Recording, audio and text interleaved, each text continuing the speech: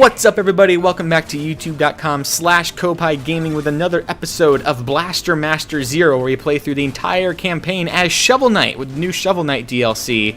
I honestly am not completely sure where I'm supposed to be going right now, but we've been taking the game, I can't even say that we've gone, boss by boss, enemy by enemy, level by level. I don't know what's happening. I am completely lost in this game, but I would be lying if I said I wasn't having fun, because I think it is a good old dose of heavy nostalgia. Where am I supposed to be going? What am I supposed to be doing? Who am I supposed to be killing? What am I supposed to be blaster mastering? I don't know the answers to those questions, but that's what we're aiming to find out in this Let's Play series. And so I think we just go find ourselves a door. We go into the door, we kill who's on the other side of the door, and that's our Let's Play. And so if you guys like that, be sure to click the like, subscribe, and share button, as well as the bell to be notified of when we post new Let's Plays each and every day here on youtube.com/Koppai Gaming. This little piece of crap's trying to block me from getting up there, and so I think we need to murder him, even if it's in front of his friends, just to send them all a message, and then we'll be able to get farther into this world. I don't know the plot of the game. I don't know the characters. I didn't even know my ship was called Sophia or something like that. But now, hopefully, well, it looks like we're able to destroy those guys now. That's something I didn't know we could do. Maybe we could always do it. I'm not too sure. But we can do it now, probably because we killed Mother Brain. We probably got some sort of superpower from doing that. And so, that's cool. But yeah, it's a, wait, life up. Increase the pilot and Sophia's life by 1. Alright, so we are the pilot. That makes sense because we are the pilot. And that's all I know so far about the plot. We are the pilot. This is Sophia. And it looks like the world's infested with some sort of aliens. Here, I'm just going to make up the plot right now. Metroids have broken loose, and we gotta kill them. There's your plot for Blaster Master Zero. Because we already killed Mother Brain. We killed the Drap Brothers, Trappers, or something like that. And that's all we've done so far. And it reminds me, in a lot of ways, the bosses seem to be structured kind of like Kirby bosses. The blaster mastering seems to be structured like who is it? Mega Man. The exploration seems to be structured like Metroid. Shovel Knight seems to be structured like Shovel Knight, and that's pretty much all we got as far as clues as to what's going on. And so, yeah. The music's good, the sound effects are good. We've already been down here. Where am I supposed to go? What am I supposed to be doing? You're able to leave your ship at any time, your little Sophia Blaster Master tank there. And, ooh, wait. Wait, where did my ship go? Oh, it's over there. And you're able to explore more freely as your character, but then you're obviously a little bit weaker, and you can enter into these doors and explore areas in a whole new perspective as your character. So it's kind of like 2 games in 1 with the way it's structured. You're able to be your little tank, but you also can navigate just by yourself and kind of enter another game. Honestly, the whole game could just be this little tank, and it could be a fun little exploration game. But it's when you get into those nitty-gritty, more intimate levels that you really get to have a lot of fun. And so I think now we're finally able to take down this guy. Yeah, and now we can explore this whole new area because we took down Mother Brain. So that explains it. So there's already these moments where it's kind of like Metroid, where it's like, whoa, because I took down this boss, now I can do this thing. And now look at that, we're in a whole new area. This is farther than I ever got when I played the game when the Switch first came out. Because, as I mentioned in the previous Let's Plays, I've played through like a half hour of the game. Now I'm in completely uncharted territory. I was inspired to go back and play it after Shovel Knight came out, so. But yeah, dang, it's so cool how it feels like Mega Man. How you feel like you're kind of going through. A little floatier than Mega Man, obviously. Mega Man has a little bit of heft to him, although I haven't played too many of the Mega Man, so I don't know if he gets a little bit lighter in later games, but for now, this feels way floatier, which is fine. I like myself some floaty platformers. I don't like when they're all stiff, Like, I grew up on Mario where he could, kick his legs and hover for 1,000,000 miles. That's the way platformers should be. But I'm not going to die on that hill, I don't know. Now, it looks like, oh wait, whoa, we can't go through here. I was going to say, I can't get my tank through those things. But maybe there's a way to get my tank through it later, I'm not too sure.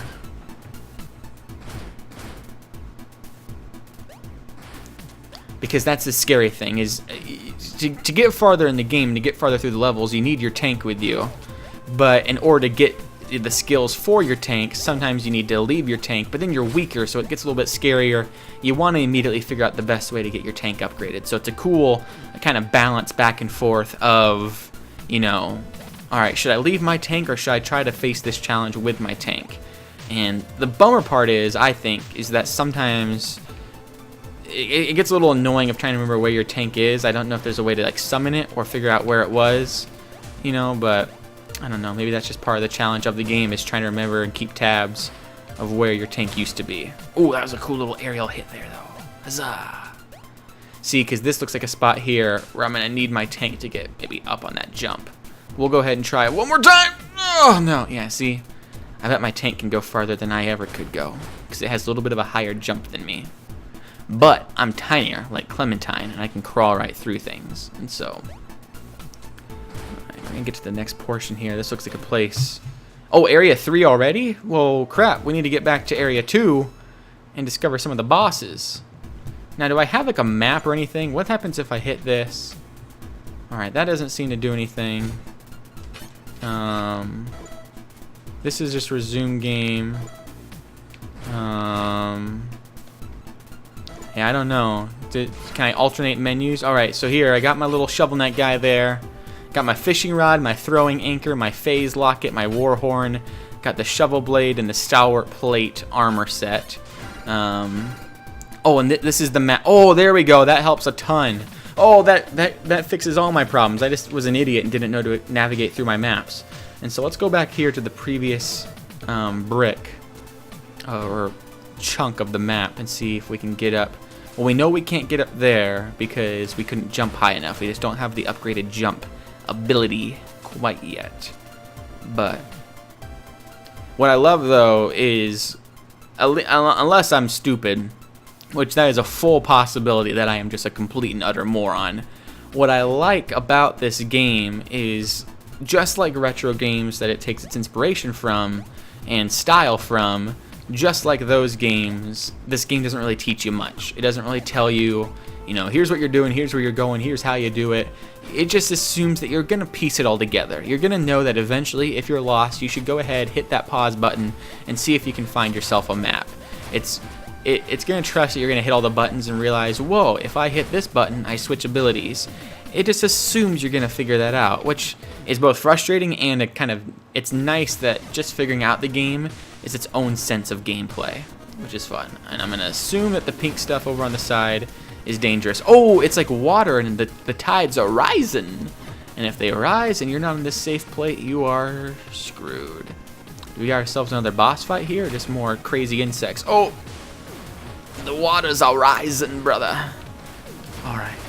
We need more health. We need more apples. I don't know how apples are, you know, what fuels me, but is there any way to get through this gate? Is this just a dead end?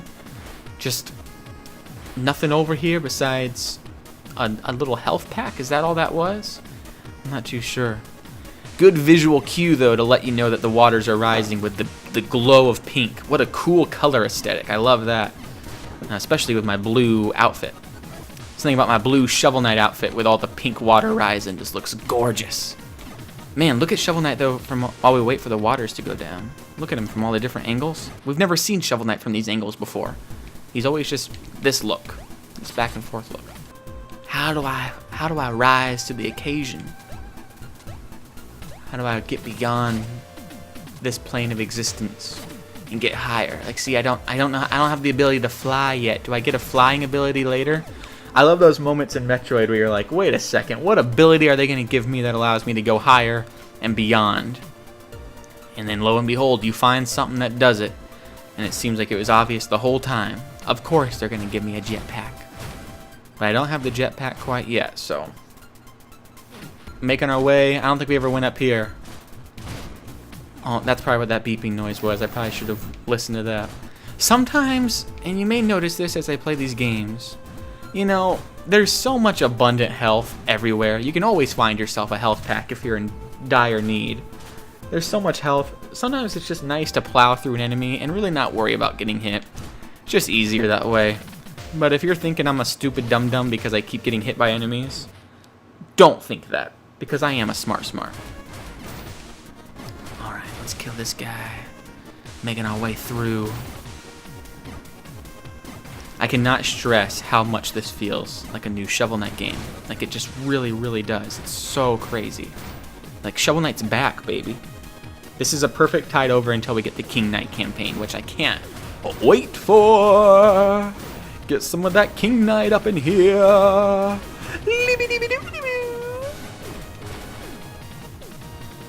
What's cool is, you know, I'm no game developer, obviously, because I say things and commentate on things. A map of the residential area. Press R on the weapon select screen to view. Oh, see? I guess they do teach you it there. I'm no game developer, though, but there's certain parts that I think game developers make a little bit harder than they need to. Where, you know, for example, these enemies here that are shooting out the 4 different beams.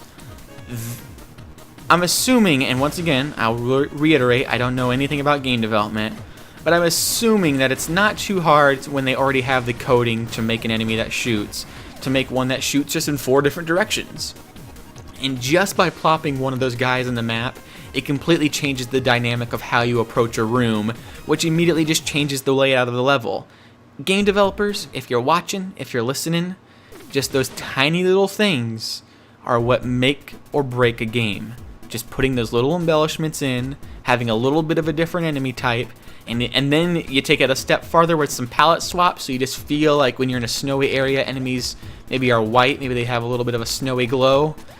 That's all you need. That's all it takes to make a game. You take something, you copy and paste it, you add a tweak, you're good to go.